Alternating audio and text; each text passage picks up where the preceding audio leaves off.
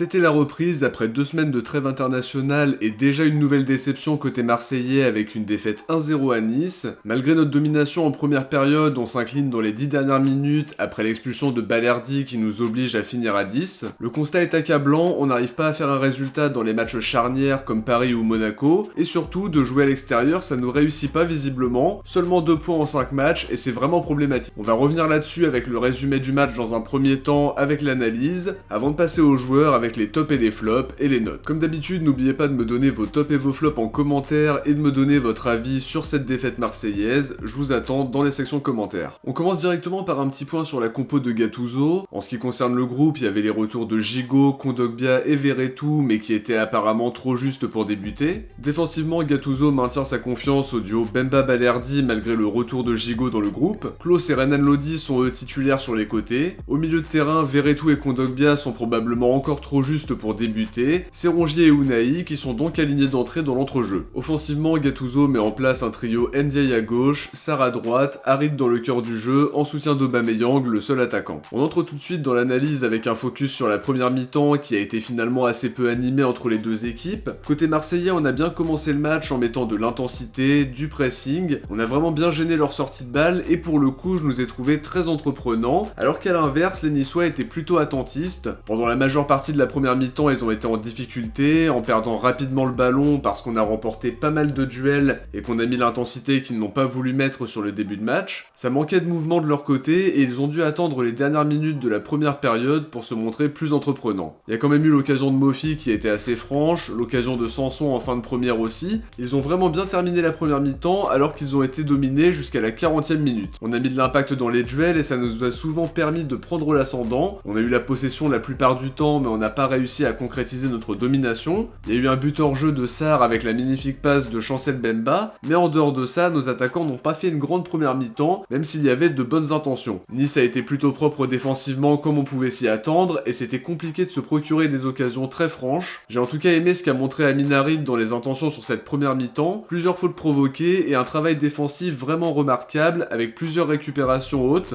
Globalement, on a été dominateur, mais il y avait mieux à faire sur le plan offensif. On a moins bien terminé notre mi-temps, mais j'ai aimé ce qu'on a vu dans l'intensité et dans l'aspect défensif, même si les Niçois ont quand même eu du mal à mettre en place leur jeu offensif, mais il y avait beaucoup plus de mouvements de leur côté sur la fin de première mi-temps. Pour le coup, si on veut résumer ça rapidement, c'était pas une mi-temps très spectaculaire, avec peu d'occasions franches des deux côtés, mais avantage Nice sur la fin de la mi-temps, même si on a dominé le reste. Pour passer à l'analyse de la deuxième mi-temps, ça commence avec la sortie de Klose sur blessure, qui est un très gros coup dur, et on va espérer que son absence ne soit pas trop longue, parce que c'est clairement l'un de nos meilleurs joueurs sur le début de saison, certainement le plus régulier, et c'est un gros coup d'arrêt après ses 2 matchs en équipe de France, même s'il y avait probablement un peu de fatigue qui était liée à ça, parce qu'il a joué 170 minutes sur les 2 matchs. Murillo entre pour la première fois sur le côté droit alors qu'on l'avait vu qu'à gauche jusqu'à présent. Paul Lopez lui se blesse un petit peu avant l'heure de jeu, et c'est Ruben Blanco qui le remplace. Le début de deuxième mi-temps est pas terrible côté marseillais, Nice se procure plus de situations, on les sent plus inspirés, on sent un petit peu moins de sérénité défensive aussi de notre côté, ils trouvent mieux leurs attaquants, donc forcément le match change un petit peu de tournure. Le tempo du match s'est un petit peu ralenti par contre à l'heure de jeu avec les deux équipes qui ont une approche vraiment prudente.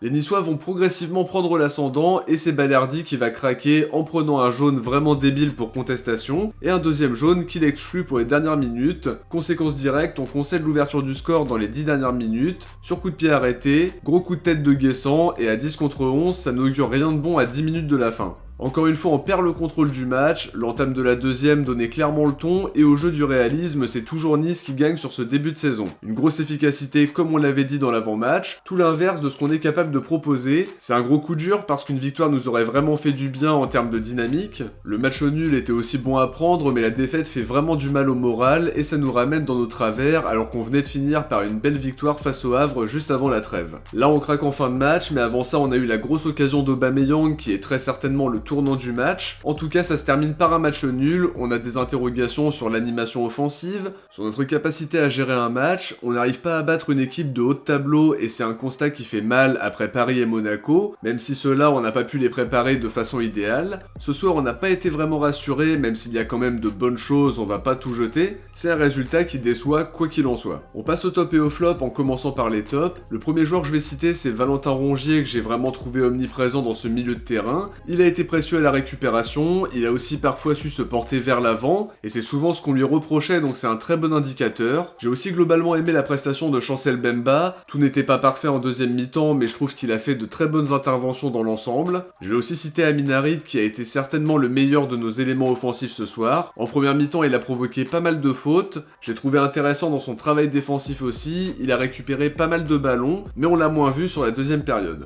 Côté flop, je vais dire Aubameyang qu'on n'a pas énormément vu non plus, son piqué touche le poteau pendant son face-à-face avec Boulka qui aurait dû être mieux négocié et qui est certainement le tournant du match. En dehors de ça, je le trouve très souvent timide, on attend plus de sa part mais on commence vraiment à s'impatienter. Ismaïla Sarr fait aussi partie des flops parce qu'il est très imprécis dans ce qu'il propose, notamment dans l'aspect décisif et on a des occasions en tête, par exemple celle où il rate son contrôle de la poitrine alors qu'il y a un face-à-face à négocier derrière. Il doit mieux faire dans les zones de vérité et ce soir j'ai été déçu de sa prestation. Je vais aussi mettre Iliman Ndiaye dans le tas parce qu'il n'a pas été à la hauteur. Alors oui, il est volontaire, mais ce soir je l'ai trouvé assez maladroit, parfois un peu brouillon. Il fait le plus dur sur son occasion, mais il doit mieux faire dans l'ensemble. Je veux bien comprendre la période d'adaptation, mais on a besoin de voir autre chose maintenant. Balerdi fait évidemment partie de la liste, alors c'est dommage parce qu'il fait une grosse première mi-temps, mais derrière il retombe dans ses travers. Un carton jaune pour contestation et un deuxième dans la foulée qui nous oblige à jouer à 10. C'est vraiment dommage parce que ça vient remettre quelque chose de négatif dans la balance alors qu'il sortait de 2 bons matchs et que son début de match était vraiment très bon. Dernier flop, Azzedine Ounahi qui a été dans la continuité de ce qu'il a proposé avec le Maroc. Un match très compliqué une nouvelle fois en étant très décevant dans l'aspect défensif, pas forcément hyper tranchant offensivement, pas toujours très juste. Des tentatives de frappe lointaine qui ne donnent rien, j'ai été assez déçu par sa prestation et clairement il va devoir hausser le niveau pour postuler pour les prochains matchs.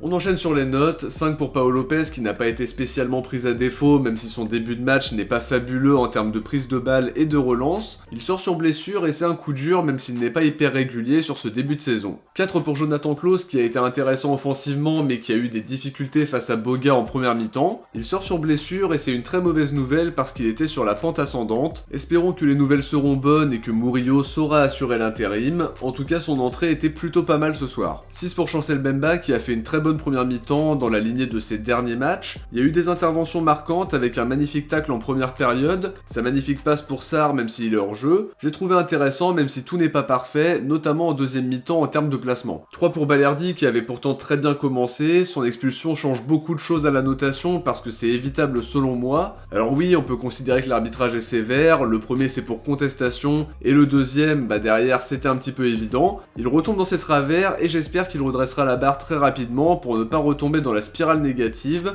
C'est vraiment dommage parce qu'il faisait un super match avant ça, mais ça nous coûte quand même au moins un point aujourd'hui. 5 pour Renan Lodi qui a sorti un match globalement moyen, pas mauvais, pas bon non plus, quelques ballons perdus en première mi-temps et un gros choc pris avant la pause, il a quand même pu terminer le match. 7 pour Rongier qui a vraiment fait un bon match au milieu de terrain, un gros abattage, très important à la récupération et quelques montées intéressantes. Il a mis l'intensité qu'il fallait et il n'a pas vraiment baissé en régime en fil du match. 3 pour Ounahi qui a été assez décevant encore une fois comme on l'a dit dans les flops, défensivement c'était vraiment pas top et offensivement ça manquait de tranchant et de justesse. 4 pour Ndiaye qui n'a pas été très inspiré, il est très volontaire mais il doit faire beaucoup mieux, faire les meilleurs choix plus souvent, on attend plus de sa part. 3,5 pour Ismaïla Sarr qui n'a pas été à la hauteur, trop imprécis dans ce qu'il a entrepris, on attend plus de justesse et finalement je l'ai trouvé assez timide dans l'ensemble ce soir et il a encore pêché dans l'aspect décisif. 6 pour Harit qui a été l'un des meilleurs olympiens de la première mi-temps, très actif défensivement, plusieurs fautes provoquées. Alors oui, on l'a un peu moins vu sur la deuxième mi-temps, mais il a certainement été le meilleur joueur offensif ce soir côté marseillais, et son repli défensif a été vraiment très important. 3 pour Aubameyang qui a encore déçu et qu'on a finalement assez peu vu, une grosse action loupée et une présence offensive qui me laisse une nouvelle fois sur ma faim. Espérons qu'il réussisse enfin à enchaîner les bonnes prestations en Ligue 1, parce que c'est assez faible jusqu'à présent. Pour les remplaçants, pas de note pour Murillo, Blanco, Kondogbia, Meite et Verretou, même si je trouve que l'entrée de Verretou a fait du bien, notamment à la récupération et pour quelques projections, son retour va nous faire vraiment du bien dans les semaines à venir. Avant de se quitter, n'oubliez pas d'aller voter pour votre Marseillais du match dans l'onglet Communauté, le sondage est disponible dès la fin du match comme d'habitude, n'oubliez pas d'aller voter parmi les propositions. De notre côté, on arrive à la fin de cette vidéo, j'espère qu'elle vous a plu et comme d'habitude, si c'est le cas, n'oubliez pas de laisser un like pour soutenir la chaîne et lui permettre d'être de mieux en mieux mise en avant. Je vous invite aussi à vous abonner abonner pour ne rien louper des prochaines vidéos en activant la cloche des notifications pour être averti dès qu'une nouvelle vidéo est disponible. Si vous avez regardé la vidéo jusqu'à la fin, écrivez carton dans les commentaires. Moi je vous dis à très vite pour une prochaine vidéo. Ciao, portez-vous bien et surtout allez l'OM.